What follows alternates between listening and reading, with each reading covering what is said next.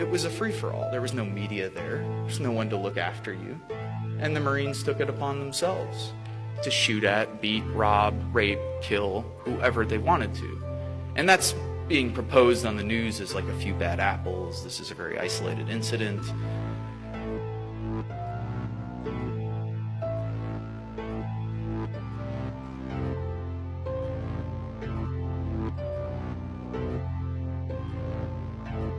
We pretend as though the military is like a jobs program. It's college benefits. You can learn job skills there.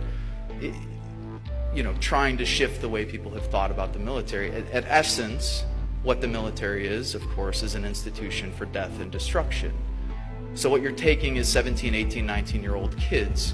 You're putting them through 13 weeks of boot camp training. You're putting them through 8 weeks of school of infantry training. And after those 20 weeks of training, people are ready to kill. And you're ready to kill on command. And that's what you're meant to do. You're meant to be a mindless machine. You follow orders. That's what the military is all about. You don't think for yourself. You don't have agency. You're not a human being. You're a cog in a gigantic machine. And for those who have power and wealth, of course, you're just another number. And for the generals, you're just a body. That's what we used to refer to other Marines as bodies. Like, yeah, we need more bodies here. Get more bodies on the ground, get more boots on the ground. You're not a person, you're a boot. Get more boots on the ground. And what's inherent to that training? Well, people in the Middle East are referred to as sand niggers, hajis, camel jockeys, towel heads, barbarians, terrorists, women, bitches, cunts. Women Marines referred to as WMs, walking mattresses. That's why 1 in 3 women who are coming back from military service are reporting military sexual trauma, because their fellow brothers are actually raping them while they're in the service. That's 1 in 3. It's not far removed from the 1 in 4 women in America who already report sexual trauma throughout their lives, or have experienced it at least once.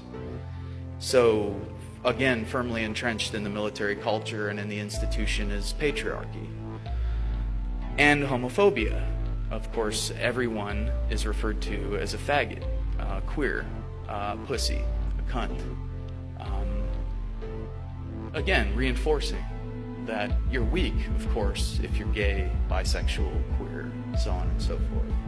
All firmly entrenched in the training, all firmly entrenched in the ideology, and all firmly entrenched in the kind of linguistics and the lexicon within the military. In Iraq, what did we do? We went on house raids, patrolled, either waited to get blown up by IEDs or mortars, because tactically it's insane. Everybody knows that you cannot win a counterinsurgency war, whatever winning would be.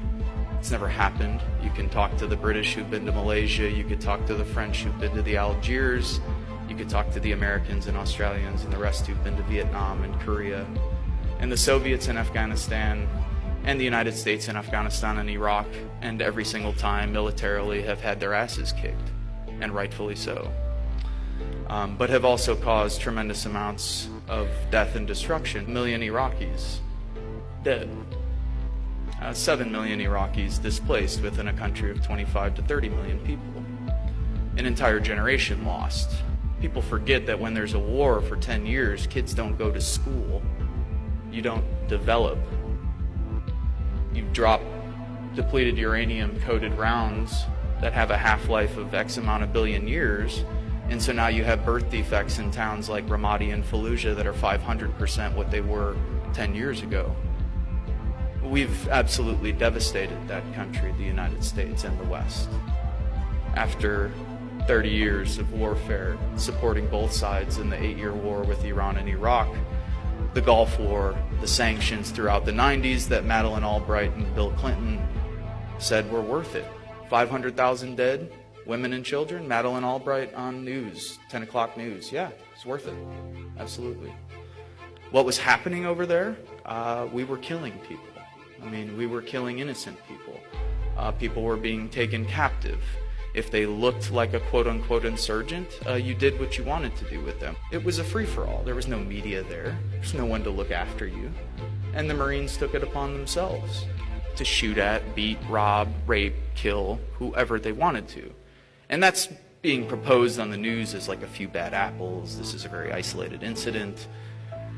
This, to me, is Western culture par excellence. This is exactly what this culture is built upon, and anyone, I think, who's telling anyone differently is absolutely insane, because we've robbed, beaten, raped, and tortured people from Vietnam to Southeast Asia, to South America, to Africa, to the slaves that we brought over to the United States, and of course the indigenous people that we've genocidally murdered and displaced. We operate 900 to 1,000 military bases worldwide and have overthrown democratically elected governments from Libya to Iran to Chile, and right now as we speak, drones are killing civilians from Pakistan to Somalia, all in the name of American empire and all with American tax dollars.